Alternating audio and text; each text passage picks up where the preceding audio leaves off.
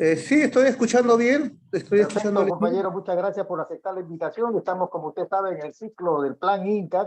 Todo octubre lo hemos celebrado con diferentes personalidades que hemos trabajado con Velasco y todo este ciclo lo hemos recordado a Velasco y el Plan Inca, la huella que dejó importante, así que hemos desfilado por acá todos aquellos que han trabajado de la mano con él, elaborando los planes públicos y todas las actividades que usted sabe venimos realizando. Esto no es de ahora, en realidad desde que cayó Bolívar y se empezó la contrarrevolución, he venido divulgando la obra del Plan Inca y cómo a partir de ello es nuestro referente principal para desarrollar las políticas nacionales que el país requiere, en particular la soberanía, la justicia social y la democracia plena. De modo que esta invitación a ustedes parte de esta conversación, de todos que nos adhieren de alguna forma a esta propuesta que fue ejemplo para América Latina y para el Perú, que lamentablemente, bueno, se truncó por lo que ya ustedes conocen y que ya lo ha denunciado reiteradamente, ¿no? De modo que estamos en esta actividad permanente y queríamos conocer un poco sus propuestas respecto a este tema.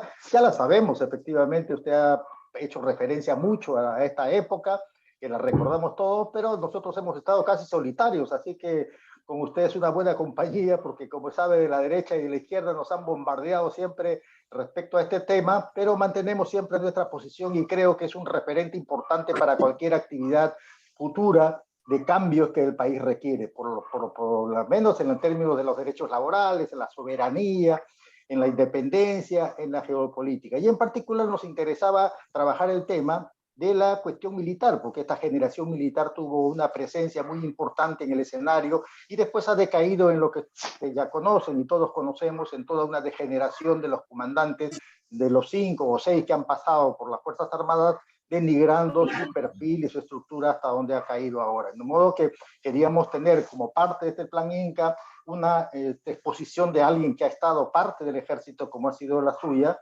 y que ha podido quizá entender cómo es que ha logrado esa degeneración, estas Fuerzas Armadas que tan gloriosamente triunfaron en ese alzamiento del 68 y que pudieron elaborar realmente un pensamiento que nos, como te digo, nos hace mucho bien al país, que ha dejado una huella indeleble para aquí y para toda América Latina. Para nosotros es un referente importante esta presencia de ellos y como parte de este ciclo queremos justamente trabajar este tema. Pero no solamente nos quedamos en el ciclo y en la difusión, hemos hecho dos proyectos que estamos desarrollándolo y que estamos compartiéndolo con todos los que participan en nuestra sala. Uno de ellos es desarrollar una academia de gobierno. Como usted sabe, necesitamos técnicos y profesionales capaces de poder desarrollar las políticas públicas en el perfil que Velasco quería. Y esto estamos trabajándolo bien. Vamos a empezar este año con más fuerza, con todos los académicos que han trabajado con Velasco también y que, bueno, quieren dar su esfuerzo y su huella para que esto perdure y se retome nuevamente. Y la segunda actividad más importante justamente es la celebración de la batalla de Ayacucho, los 200 años del combate a los realistas, Bolívar y San Martín, y que constituye para nosotros una unión de todas las fuerzas de América Latina y la concentración de los ejércitos del sur y los ejércitos del norte en un solo propósito, de acabar con la colonia. Y estos 200 años creo que en Pampa de la Quina nos va a servir para rearmarnos en una política anticolonial y perfilar mejor las políticas que el Velasco desarrolló con el Plan Inca y todos los coroneles con los que les hemos apoyado siempre. Así que Mayor Antauro, queríamos poner su versión respecto a este tema. Están en la sala algunos compañeros que han trabajado algunas políticas a partir del Plan Inca y que le hemos venido desarrollando tanto en la reforma agraria, en la parte educativa, sobre Augusto Salazar Mondi y la educación liberadora que hicimos, el tema de los recursos naturales con Jorge Manco Zaconetti, que ya lo conoce ustedes perfectamente, que es un compañero que ha trabajado todo el tema de la soberanía, los compañeros Jaime Llosa, que trabajó el tema de la propiedad social y toda la cooperativización que se desarrolló como parte predominante de la economía nacional, y Pilar Roca, que ha desarrollado todos los temas, si usted ya conoce, todo de reivindicación de la cultura andina y todos los pueblos originarios y rescatar todo ello. Así que esta parte de este ciclo que estamos desarrollando y que estamos divulgando a todas las grabaciones en todos lugares, es precisamente de conocer aquella generación militar que usted ha podido vivirla, porque justamente en esa época creo que ya estaba en la escuela militar, pero no solamente eso, sino que ha conocido las rebeliones y todo lo que ha desarrollado. Así que, sin más preámbulo mayor, adelante con su exposición. Bueno, Buenas noches, soy el mayor Antauro Humala. Eh, Hablar de Velasco para mí, que pertenezco a la generación militar que ingresa al ejército cuando el general Velasco ya había sido traicionado, ya gobernaba no solo Morales Bermúdez, sino ya gobernaba por segunda vez Fernando Belaúnde. Entonces, eh, yo y mi generación militar hemos, digamos, cuando hemos egresado ya como oficiales en la década del año 85, hemos todavía visualizado, hemos todavía participado en ese ejército muy bien armado que dejó el general Velasco. Eh, ¿Por qué lo dejó muy bien armado el general Velasco a las Fuerzas Armadas? Porque Velasco tenía un proyecto nacional. Y si nosotros hacemos un análisis de la historia republicana en los últimos 201 años, podemos verificar que hubieron dentro de una continuidad de presidencias que yo llamo globo coloniales, luego de los campos de Junín y Ayacucho me estoy refiriendo a la República Criolla, solamente entendemos nosotros que hubieron dos proyectos nacionales en un mar de continuidad globo colonial de presidentes militares y civiles. Entonces, en ese siglo XIX, primer siglo de la República, para nosotros es muy interesante porque queremos entender a Velasco, no solo el siglo XX, sino sus antecedentes en el siglo XIX, la figura del mariscal Andrés de Santa Cruz Calahumana, el padre de la Confederación Peruano-Boliviana, que rigió entre Perú y Bolivia entre 1834 y 1839. Eh, Acordémonos que cuando Bolívar deja el Perú, él tiene un sueño bolivariano de una Latinoamérica unida ante el gigante del norte. Inclusive había siempre, están las palabras de James Monroe, América para los norteamericanos, y las cartas de Bolívar en Jamaica, en las que hace referencia que premonitoriamente que los Estados Unidos de Norteamérica están destinados para pagar a los Estados Unidos de Sudamérica de toda serie de miserias e inequidades, irónicamente en nombre de la libertad. Bueno, esa es la gran premonición de Bolívar. Y en el sueño bolivariano, una vez Bolívar muerto, tiene tres intentos en Latinoamérica que fracasan. El primer intento de mantener una Latinoamérica unida fue la Gran Colombia. La Gran Colombia fracasó, duró 10 años, de 1820 a 1830. Unificó momentáneamente a tres repúblicas. Después se separaron, Venezuela, Colombia y Ecuador. El otro gran intento bolivariano, a mi entender, geopolítico, fue en Centroamérica. La Confederación Centroamericana de Francisco Morazán. También no aguantó más de 10 años y Francisco Morazán terminó fusilado en Tegucigalpa, si no me acuerdo. Entonces, estamos viendo que el tercer intento bolivariano, una Latinoamérica unida, esta vez bajo eh, pilares culturales tahuantinsuyanos, fue la Confederación Peruano-Boliviana, a la cual también se apuntaba con Ecuador. Ustedes leen la historia, van a ver que Ecuador ya estaba en conversaciones con el mariscal Santa Cruz. Y Santa Cruz era veterano, era general bolivariano, veterano de Pichincha, veterano de Ayacucho, veterano de Junín.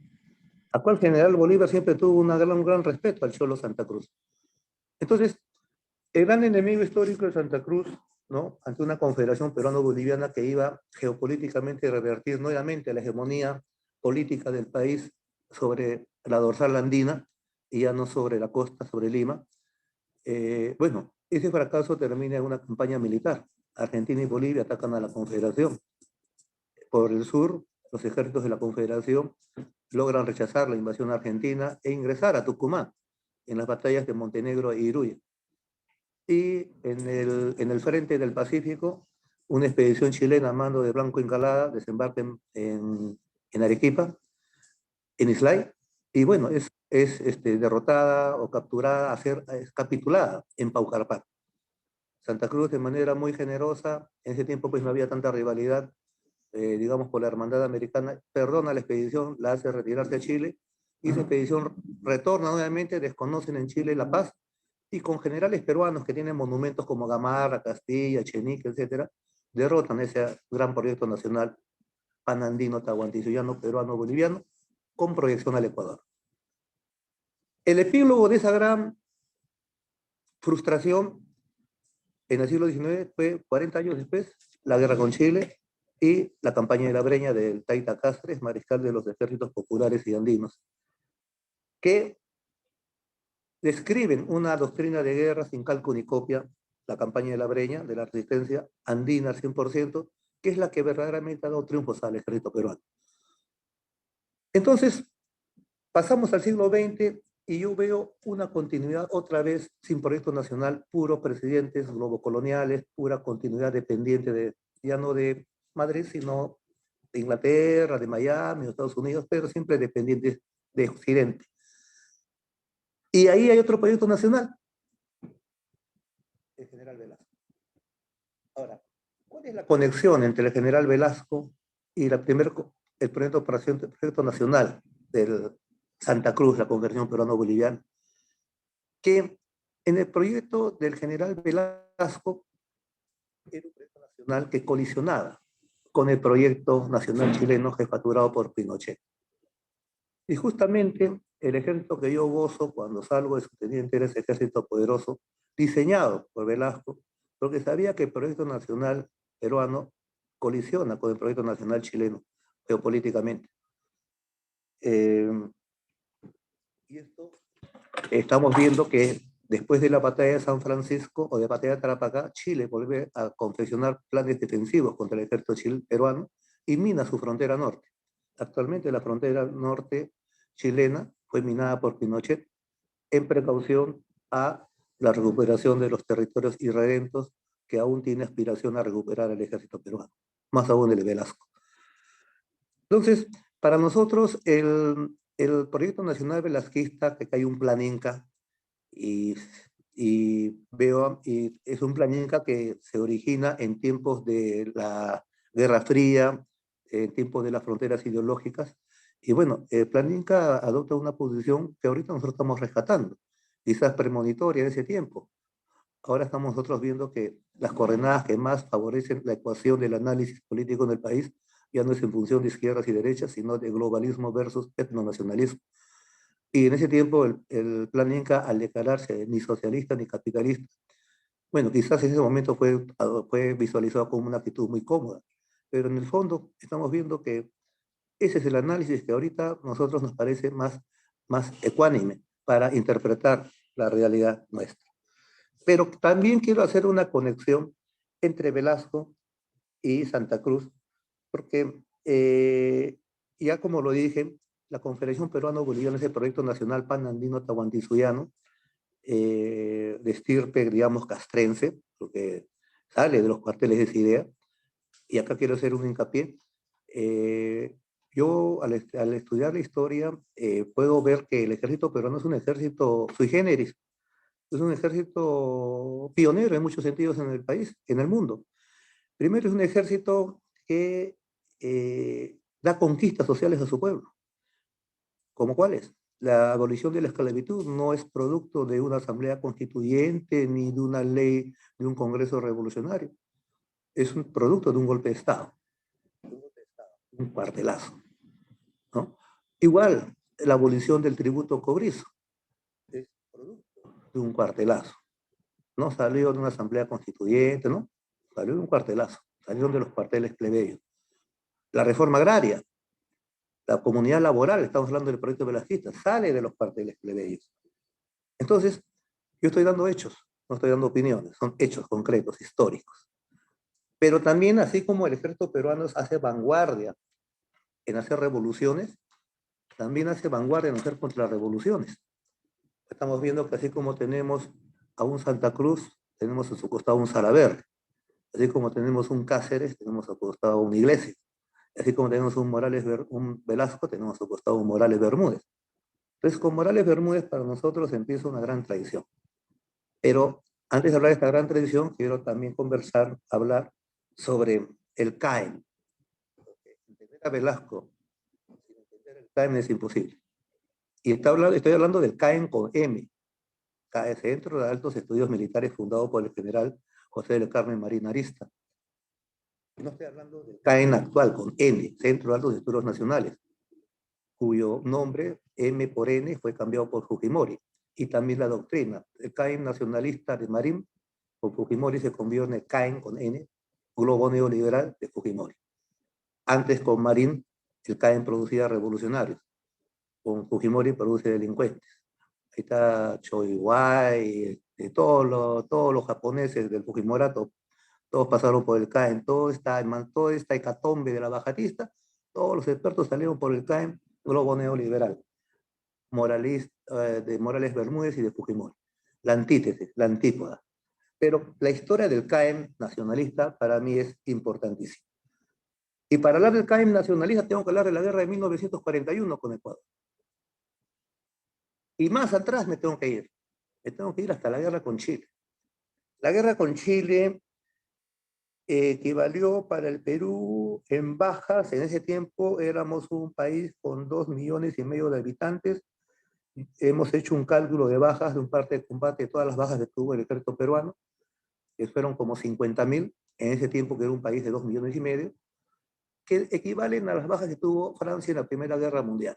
500.000 en proporción a su superficie y a su población. O sea, es una guerra que sí marcó al Perú, y marcó a Chile, y marcó a Bolivia. Entonces, una vez acabada la guerra, ejército de Cáceres, breñero, popular, campesino, andino, ocupa Lima después de una feroz guerra civil con Iglesias. Esa guerra con Chile duró 5 años y la guerra civil duró 4 años, 9 años de guerra. Y por su lado, Chile también se llevó su guerra civil y perdió sus salitreras ante el empresario inglés. Y de esa guerra civil en Chile se perdió el Blanco Encalada, se hundió el Blanco Encalada, por si acaso. Entonces, los dos países que se enfrentaron durante 5 años ferozmente en una guerra manejada por los imperios, terminan la guerra ambos en feroces guerras civiles más sangrientas que las propias guerras que tuvieron ellos. En el caso de Chile se enfrenta el Ejecutivo con el Legislativo, ¿no? Y hay una feroz guerra. Y bueno, al último los triunfantes fue el empresariado inglés, que terminó ya de apoderarse totalmente de las salitreras. En el caso peruano se enfrenta un ejército popular, patriota, o un ejército traidor y casi de ocupación. Y triunfan los patriotas, triunfa Cáceres. Y Cáceres crea una escuela militar con sus veteranos de la Breña, una escuela breñera. Lo que Cáceres apuntaba que en 10 años que se finalizaba el cautiverio de Ancón, lo que está ahí la imagen, que se finalizaba el cautiverio de Ancón, prescrito en el Tratado de Ancón, se venía pues la recuperación de las cautivas. Sin embargo, hay un golpe de Estado, hay una invasión financiada por Chile, porque Piérola se embarca en Valparaíso y se embarca en el norte de Lima y arma unas montoneras artificiales. Bueno, finalmente Cáceres es depuesto, pero con la deposición de Cáceres también se depone la escuela militar de oficiales breñeros, oficiales victoriosos, oficiales guerrilleros, oficiales quechua hablantes. Un ejército popular y tan peruano como el Ichu la Vicuña, donde las voces de mando eran en quechua. Entonces, este ejército es reemplazado porque era potencialmente subversivo, potencialmente revolucionario. Venía de hacer una guerra de campaña contra un ejército poderoso, lo había derrotado en la sierra, había hecho una reforma agraria, muy bien descrita por Nelson Manrique en las guerrillas indígenas en la guerra con Chile. Una reforma agraria para mantener el efectivo campesino de sus tropas. Si uno estudia bien a Cáceres, este es un agrarista, se anticipa 30, 40 años a Emiliano Zapata y a Pancho Villa. Hace reformas agrarias allá en la Sierra Central para tener la base campesina de su ejército. Y hay un problema, hay un momento en que hay un escalafón campesino que le exige, que le exige una reforma agraria, ya en plena guerra civil contra la iglesia.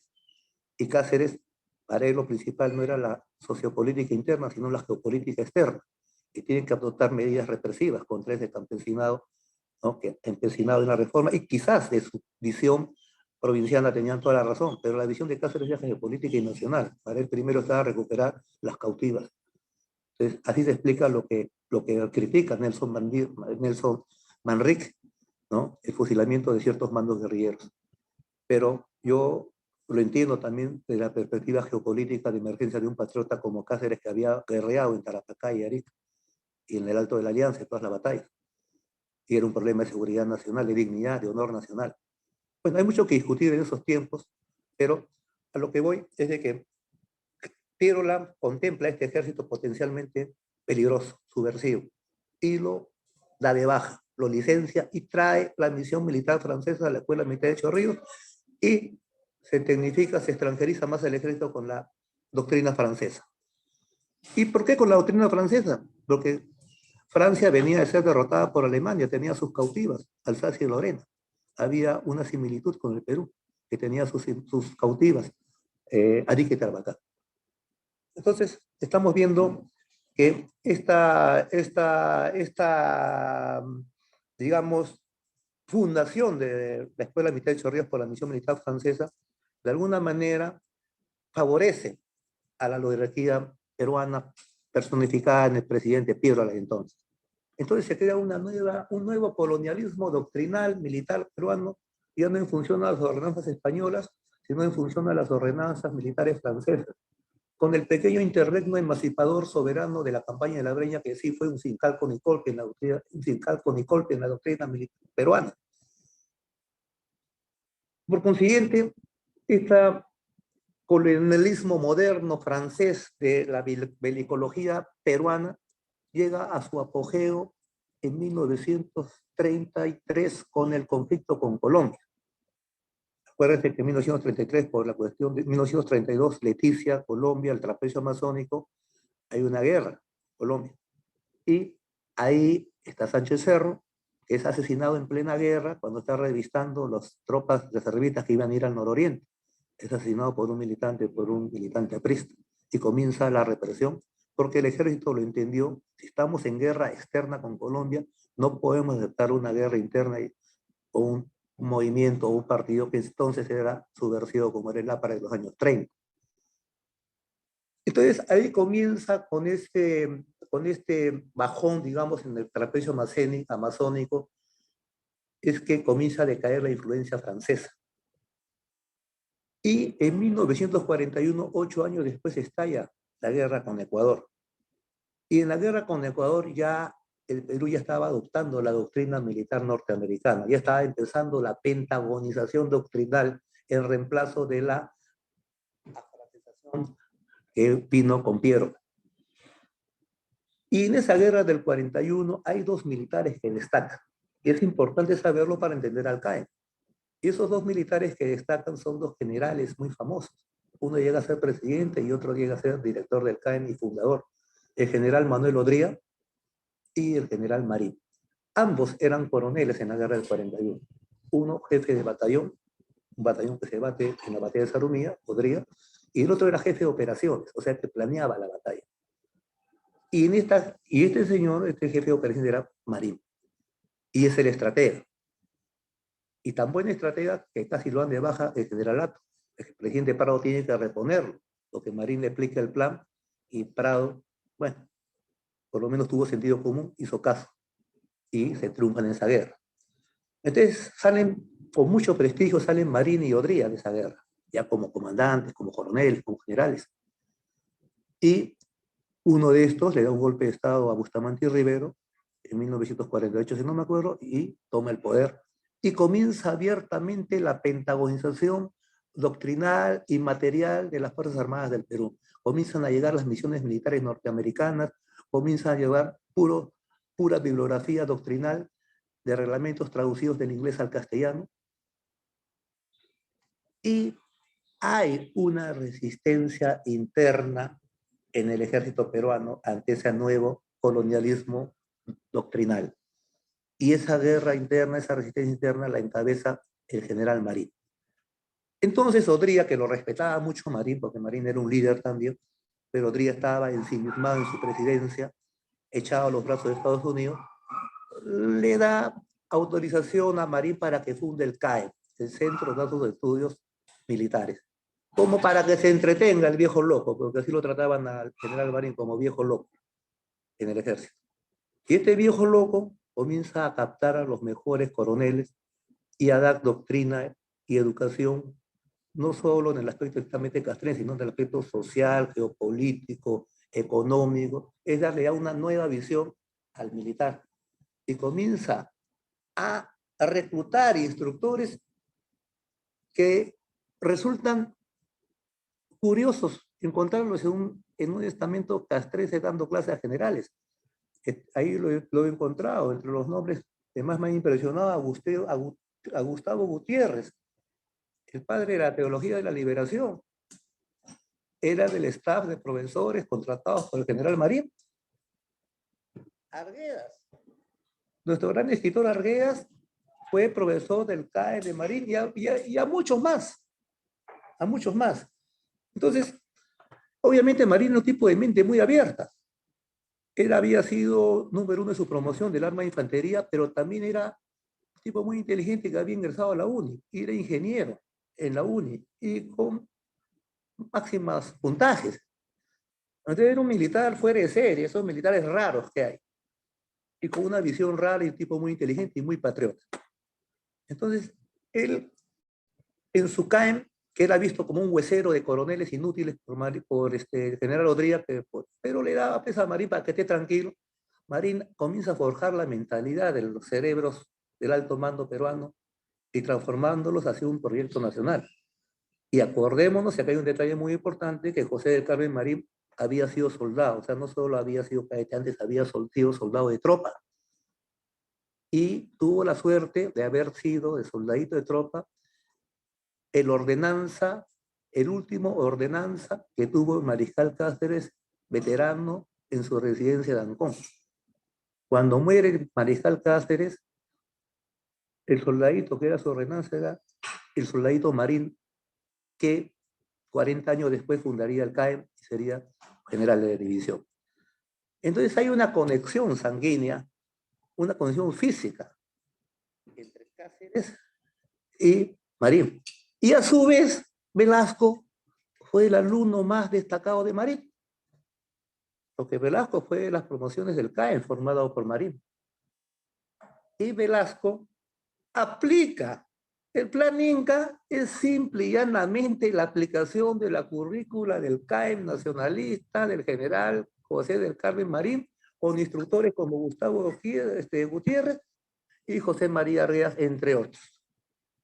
Entonces, esto para mí es esencial entenderlo para entender a Velasco y ver que hay una continuidad de un proyecto nacional que aún sigue frustrado. Entonces, ahora, nosotros, los etnocaceristas, ¿no?, consideramos que somos parte de esta línea. Consideramos que somos parte de esta línea y por eso es que nosotros rescatamos el plan Inca del general Velasco, que está. Y lo vemos, lo leemos y vemos que la situación de fondo es exactamente la que se describe acá. Y quizás más grave. Porque ahora hay la bajada, ahora la pandemia es un factor que nos mostró que el crecimiento económico era ajeno, no era propio. Ahora es más grave. Pero acá están sentadas las líneas matrices de un plan de gobierno de un proyecto nacional. Solamente modernizar a la altura del siglo XXI con la informática y el Internet.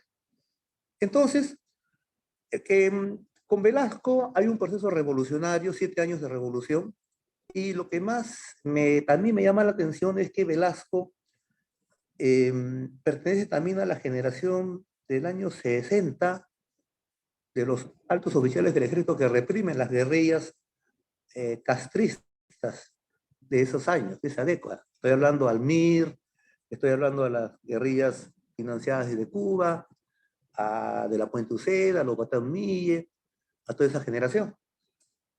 Y es el ejército de Velasco, o oficiales como Velasco, que están en esa, está Leonidas Rodríguez Figueroa, Fernández Maldonado, ellos estuvieron en la convención. Sin embargo, cuando uno lee la historia, las narrativas de estos generales en su experiencia antiguerrillera, uno percibe cierta condescendencia y hasta cierto reconocimiento a que esa guerrilla tenía cierta razonabilidad. No hubo la actitud que hubo después con Sendero Luminoso, que era ya un léxico, digamos, de ataque mutuo, terrorista y antiterrorista. No, en ese tiempo la palabra terrorista no existía, existía la palabra guerrillero, ¿no? Pero si bien es cierto fueron derrotados militarmente, también lo que me llama la atención es que De la Puente Uceda tenía un programa máximo de 6 puntos de su guerrilla. Y 5 de esos 6 puntos, entre ellos la reforma agraria, la nacionalización del petróleo, el sueldo mínimo, la oficialización del quechua, entre otros, son cumplidos por Velasco. Amnistía de presos políticos. O sea, 6 de los 5 puntos de esa guerrilla que fue derrotada, las aplica Velasco en su gobierno. Y también se explica por qué hay la amnistía a los guerrilleros de entonces. Cosa que ahora es insalvable, ahora que es impensable. Lo que ahora los guerrilleros dicen terroristas. Y yo pienso que la subversión armada perdió la batalla del lenguaje, perdió la batalla de los términos. Ese fue un gran error. Pero regresando a Velasco, ¿no?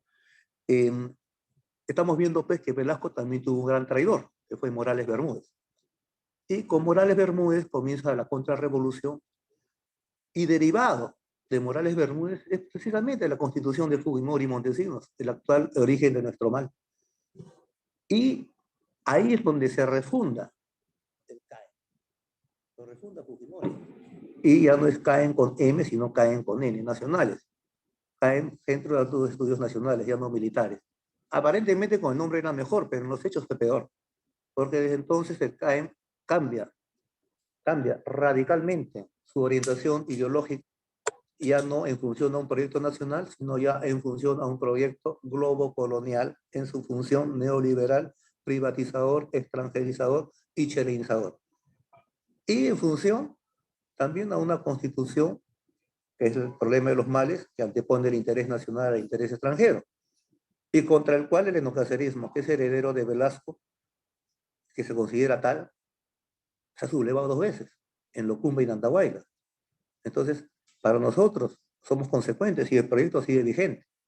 Y ahora que salgo después de 17, 18 años casi de prisión, el tiempo a veces se encapsula cuando uno sale tanto tiempo en cautiverio. Y para mí el ayer fue Andahuaylas, el humo y la pólvora de Andahuaylas. Y el humo y la pólvora de Andahuaylas tenían un manifiesto político. Y ese manifiesto político, yo impugno la constitución fujimontesitista y neoliberal y propugno la restauración del plan Inca. Entonces, para nosotros los etnocaceristas es vigente y presente este trabajo intelectual elaborado por la materia gris del ejército en los años 70, en épocas quizás que eran de guerra fría, de frontera ideológica, épocas que en el Medio Oriente había pues la hegemonía, la mentalidad de militares progresistas como Nasser, como Gaddafi, ¿no? Como tantos militares progresistas que ha habido también en la historia de los pueblos. Y que ahora, medio siglo después, aparentemente las cosas comienzan a dar una posibilidad de retomar ese proyecto nacional. Entonces, para mí, el proyecto nacional peruano actual, ¿no? Indefectiblemente determina la derogatoria inmediata de la constitución antinacional fujimorista, derivado de ese CAEN antinacional, ¿no? Y derivado de la tradición de Morales Bermúdez, y que ya han pasado 50 años.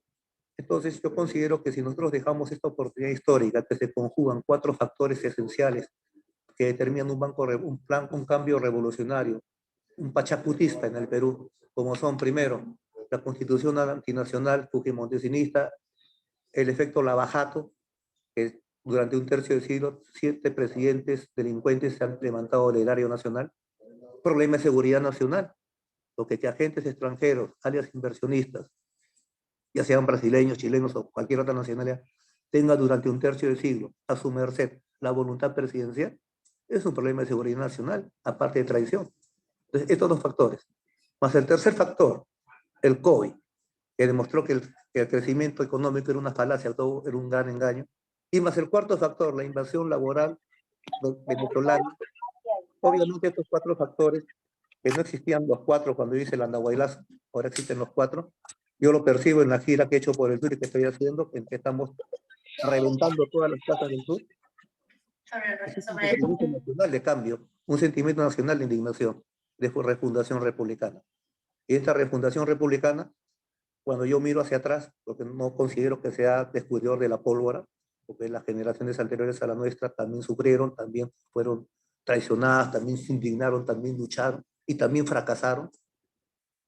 Bueno, ahora estamos viendo pues, cuál es el modelo a seguir, porque yo miro hacia atrás y veo el fracaso de Pedro Castillo. Porque acá está demostrado que con esta constitución que produce delincuentes en la presidencia no interesa la orientación política. Uno termina delincuenciado, porque es delincuencial en sí misma esta constitución desde su origen. Entonces, ¿qué miro atrás? Miro, si no a Castillo, aquí miro a Kuczynski, a Vizcarra, a Oposito, a Alan García, a Fujimori, a Paniagua, a Morales Bermúdez. ¿A dónde me voy? Llego a Velasco. No tengo que llegar a Velasco. Y tengo que llegar a este cimiento, arreglar el cimiento, pero construir sobre este cimiento.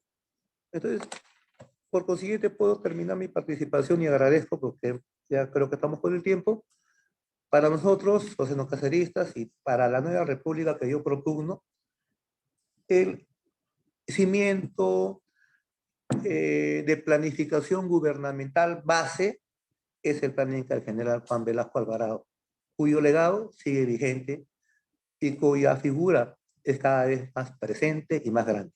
Muchas gracias, compatriotas. Les agradezco haberme escuchado. Hasta luego.